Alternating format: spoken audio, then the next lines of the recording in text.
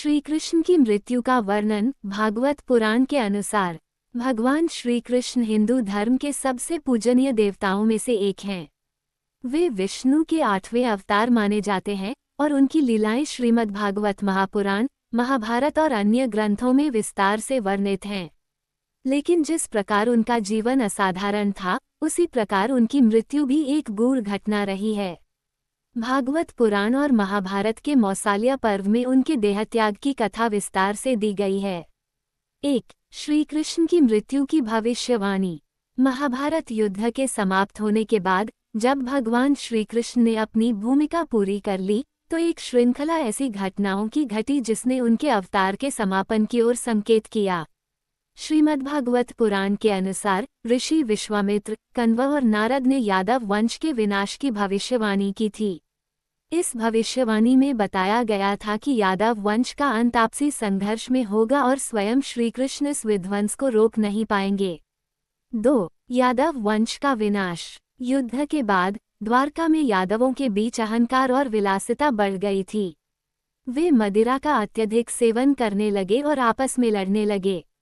भागवत पुराण में उल्लेख है कि एक दिन ऋषि दुर्वासा, कण्व, नारद और अन्य महर्षि द्वारका आए। कुछ यादव युवकों ने उनकी परीक्षा लेने के लिए एक लीला की। उन्होंने सांब नामक यादव कुमार को एक गर्भवती स्त्री के रूप में वेश बदलवाया और उसे महर्षियों के पास भेजा। उन्होंने ऋषियों से पूछा कि इस स्त्री को पुत्र होगा या पुत्री।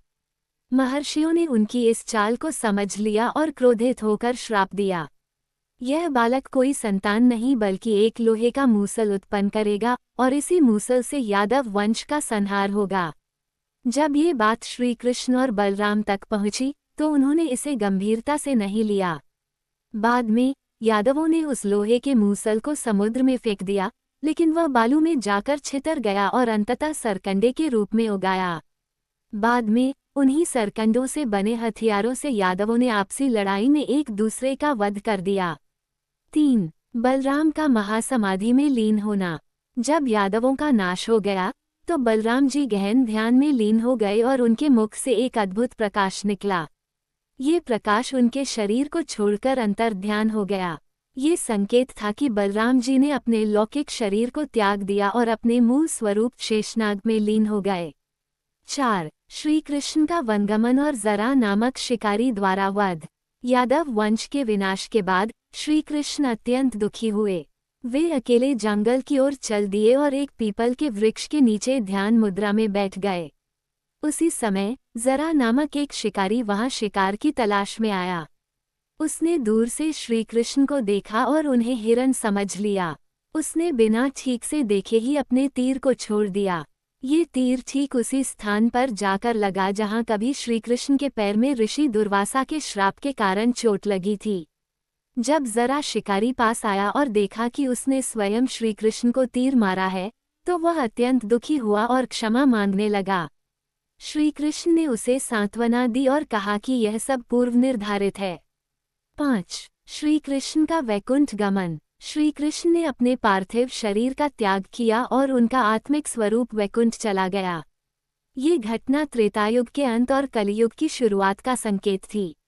श्री कृष्ण की मृत्यु के बाद द्वारका नगरी समुद्र में डूब गई और कलियुग का आधिकारिक प्रवेश हुआ। 6. भागवत पुराण में श्री कृष्ण की मृत्यु का आध्यात्मिक अर्थ। भागवत पुराण में ये स्पष्ट किया गया है कि श्री कृष्ण की मृत्यु वास्तव में केवल एक लौकिक घटना थी, न कि वास्तविक अंत। भगवान श्री कृष्ण अजर अमर हैं, वे केवल एक लीला का समापन कर रहे थे। उनका वैकुंठ गमन एक दिव्य प्रक्रिया थी जो पृथ्वी पर उनके कार्यों की समाप्ति का संकेत देती थी। निष्कर्ष: श्री कृष्ण की मृत्यु केवल एक शारीरिक घटना थी, लेकिन आध्यात्मिक दृष्टि से वे अनंत और सनातन हैं। उनकी लीलाओं का अंत नहीं होता, वे सदैव भक्तों के हृदय में विद्यमान रहते हैं।